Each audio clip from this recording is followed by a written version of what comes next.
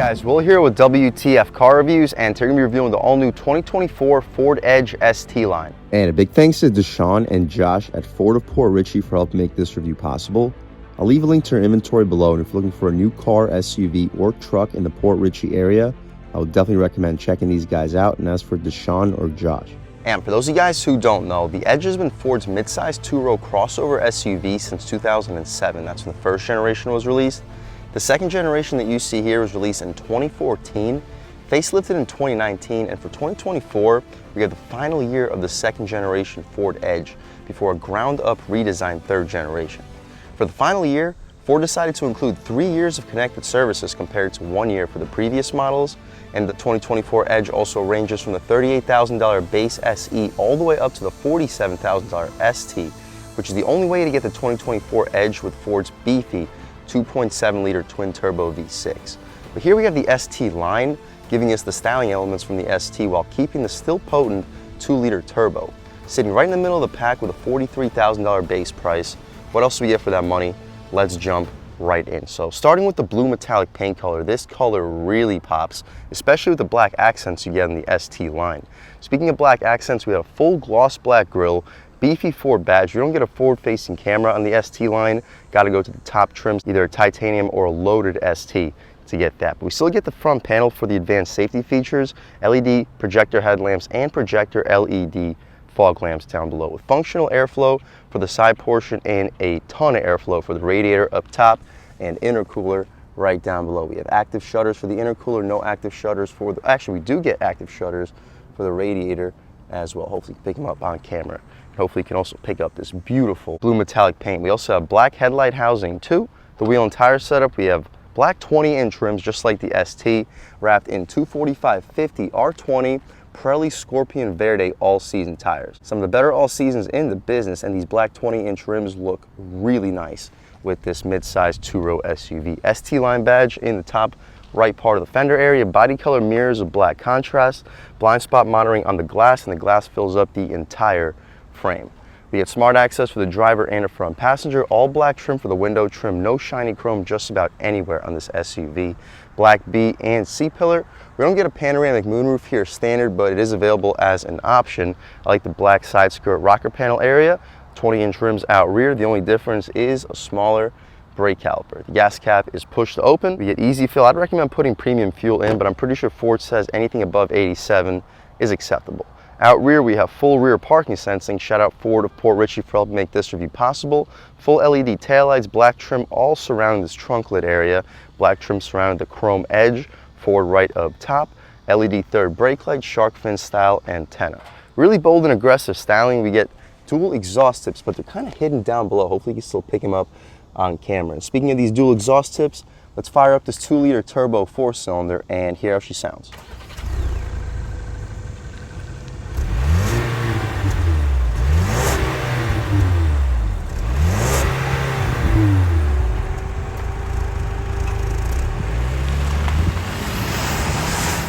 Alright guys, that was the sound of the 2-liter turbo 4-cylinder EcoBoost sold by Ford for the 2024 Edge ST line.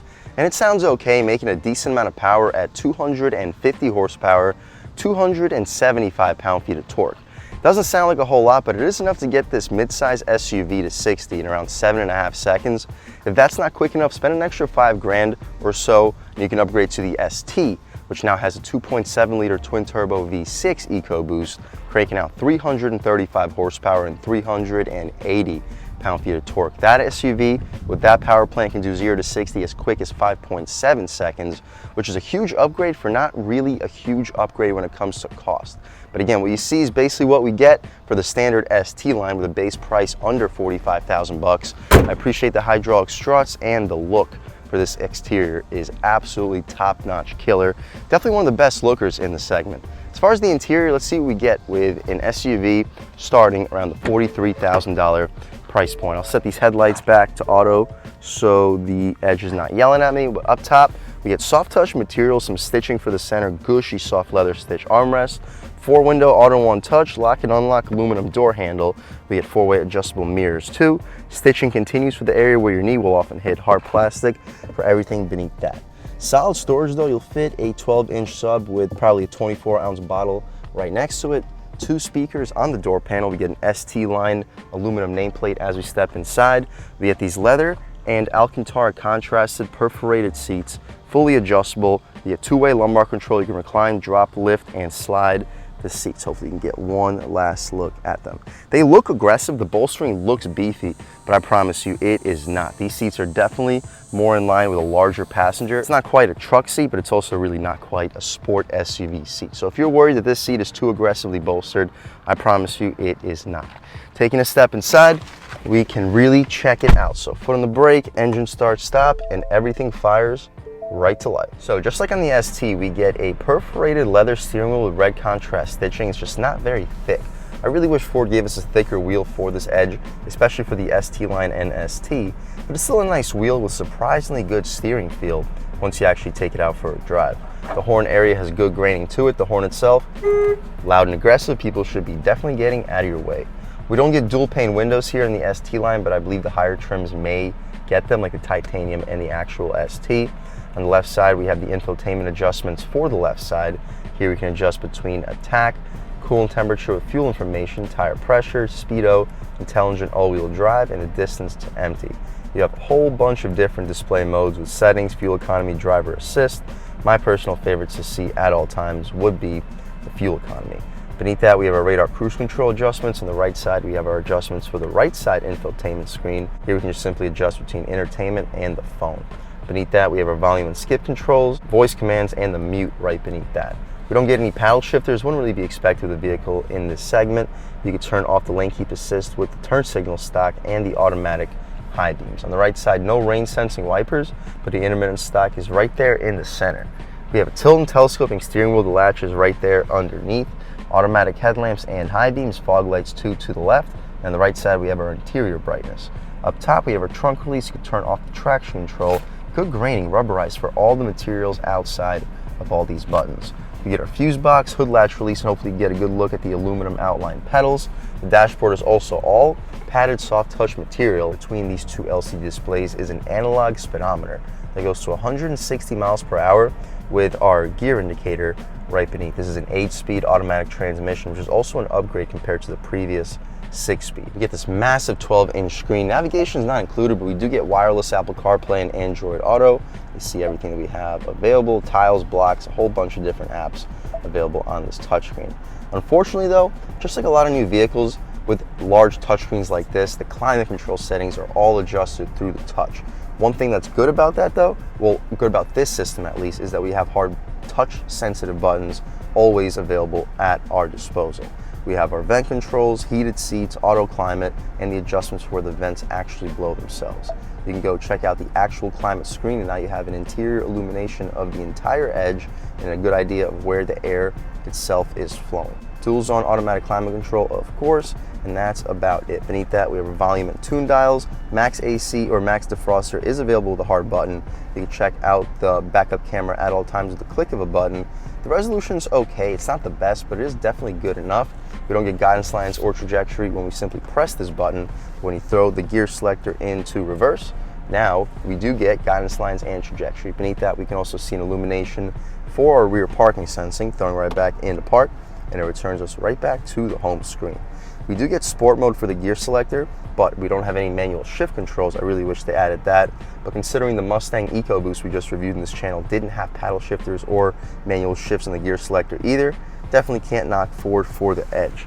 We get an additional little storage pocket right over here underneath this infotainment setup, and you do get quite a bit of usable space in there as well. Additional storage over here too. It doesn't close, open or close, but it is a large storage compartment with a wireless charging pad, USB-A and USB-C port. Behind that, perfect spot for a wallet or a phone. You can fit your key right here behind this gear selector, electronic parking brake, and auto engine start stop that we can disable for the purpose of this review. 2 cup holders, you'll fit 24-ounce bottles with no problem. These pushy things to fit the smaller cups nice and snug. In here, more good spaces for the keys, wallet, and the phone. Gushy soft leather stitch armrest with red contrast stitching. The space is massive. You'll fit probably 2 2-liter bottles of soda in there. I wouldn't be surprised if you stacked 4 1-liter bottles of soda in here. You'll fit 2 1-liters on the floor of it, but with the depth, you'll probably fit at least 2 on top of each other. massive size glove box, or center console, I'm sorry guys. The glove box, we can press this button and it also is massive. You'll fit 25 to 30 license plates in there. Should fit 2 pairs of shoes with no problem. Some faux carbon fiber above that, some aluminum also above that. The rear view mirror is auto dimming, but it's not frameless. You have a decent sized frame right outside of it. The interior lights are LED, nice. We have a sunglass holder and 3 garage home link settings on the visor. That's about it though guys for the front seat. Let's check out this window sticker real quick, see any features I may have missed on this 2024 Edge ST line all-wheel drive. 5-passenger twin-scroll 2-liter EcoBoost engine with an 8-speed auto transmission with the Atlas blue exterior and the ebony Active X seats. Inside you can pause, take a look at all the standard features. Beneath that, $100 for the mini spare wheel and tire. That is the only options outside of the $80 locking wheel nuts. So $43,620 base price, $180 in options, $1495 in destination.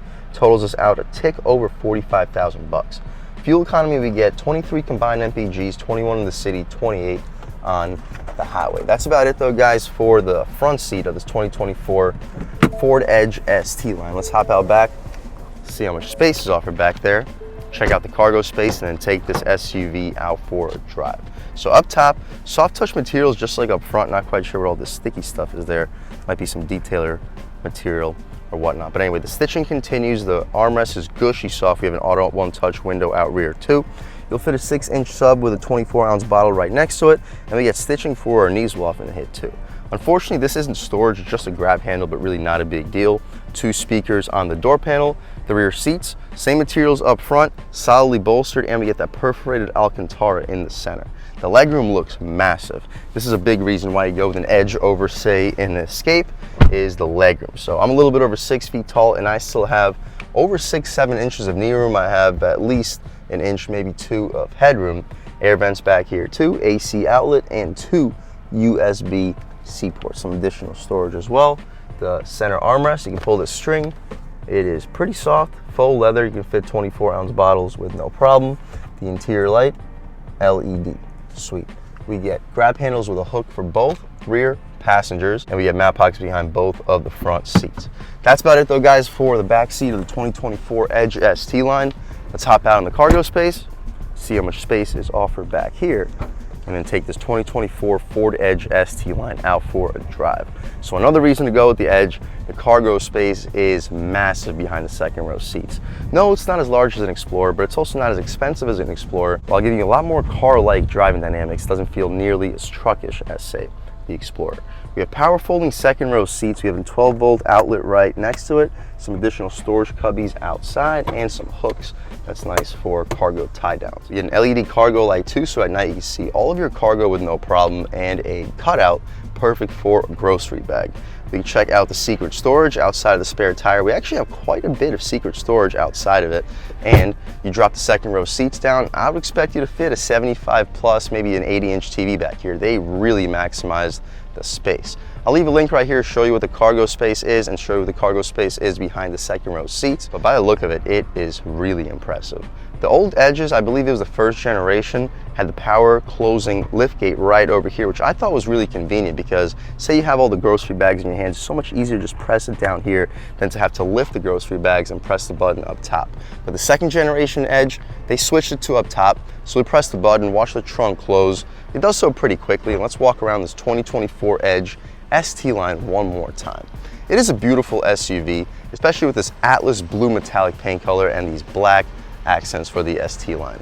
It's definitely one of the best lookers in this segment performance-wise. Let's take this thing out for a drive and see what it's got. All right guys, now we're just about seeing everything we need to see with the inside and outside of the 2024 Ford Edge ST line. Let's take it out for a drive and see what it's got. My first impressions though, the steering is very well weighted and it feels on center and direct, at least at lower speeds.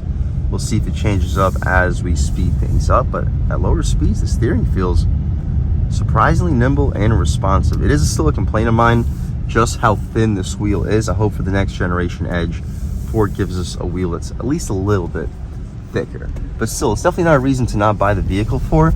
Ride quality is excellent. Throttle response is good for a turbo. Looks like a good opportunity to try an acceleration off the line. We're not going to brake torque it, but off the line, on the gas. Boost. Woo! Wow. Yeah, definitely picks up speed well. It doesn't blow you away with speed. If you're looking for something that's actually performance oriented, spend the extra 5 to 10,000 and go with the actual ST. But at lower speeds, lower throttle, it still feels really responsive. Handling, steering feels really good even at higher speeds. Nice, responsive, and on center with pretty good weight as well. The brakes feel solid. We'll check out the ride quality over some of these speed bumps in 1 second. But yeah, so far, it's a solid feeling vehicle. Again, it's not gonna blow you away. Speed bump, great ride quality though. Speed bump. And one last speed bump. Yeah, guys, the ride quality here is excellent with these 45 series sidewall or 50 series sidewall tires. Definitely does a great job soaking up the bumps. The turning radius is also super sharp. This is by no means a small or large SUV, but the turning radius and the overall feel of the vehicle makes it feel a lot smaller than it really is. We can try it out one time in sport mode, see what changes up. Try another acceleration off the line, but this time in sport. We'll do a slight brake torque, and let's go. Oh, way quicker. Woo-hoo. That was a lot quicker. That's a big difference. Sport mode really wakes things up. The steering in sport gets a little bit heavier, but it's still nice on center and direct. I'm liking it, guys. No, it's not an ST. If you're looking for the actual performance SUV, please just go for the actual ST. But if you're just looking for a regular Edge, but you want it to look a little bit cooler, this is a wonderful way to go. One thing I wish Ford did was cancel this 2-liter turbo out of the Edge. Give us the 2.3 EcoBoost that you share with the Ranger, the Mustang, and even the Explorer. All come standard with the 2.3, and I wish that was the same thing here.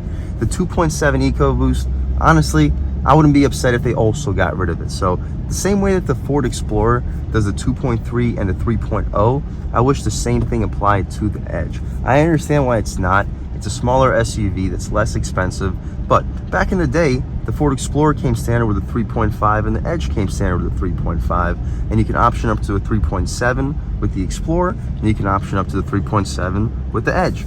That's just no longer the case. All right, guys, taking a step out into this multiple lane highway. We're not gonna beat it up a whole lot further, but about third throttle, good torque, quick shifts. We're still in sport mode, but it definitely feels solid and peppy. Looks like a good opportunity to try one more acceleration off the line, check out some higher speed, see how the isolation is from the road, and then wrap things up. All right, guys, off the line, on the gas, boost, goodbye. Woo!